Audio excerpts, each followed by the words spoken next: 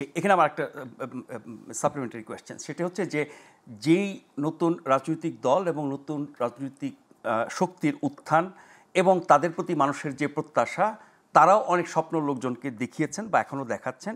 সেখানে এই অপরিপক্কতা বা দায়িত্বজ্ঞান হীনতা কারণে জনগণের আস্থা তাদের উপর কতটা থাকবে?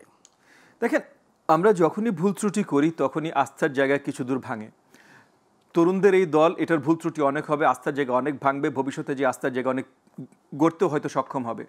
এখানে একটা জিনিস যেটা হয়েছে যে যেটা আমরা বারবার দেখেছি যে অন্তর্বর্তীকালীন সরকারের ভেতর থেকে তাদেরকে নিয়ে এমন কথা বলা হয়েছে যেটাতে হয়তো কিছু দূর জোর করেই জনগণের উপরে সর্ট অফ একটা প্রভাব বিস্তার করতে চেষ্টা করা হয়েছে যে তাদের উপরে যেন আরও বেশি আস্থা থাকে। The bigger they are the harder they fall, এরকম উক্তিও আছে।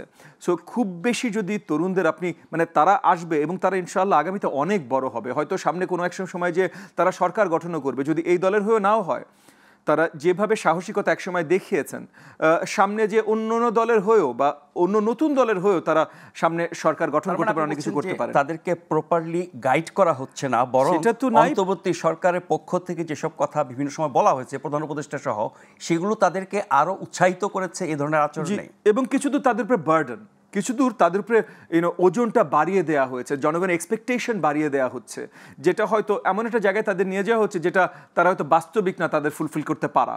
সো এই জিনিসগুলো তাদের প্রতি অন্যায় বলে আমি মনে করি।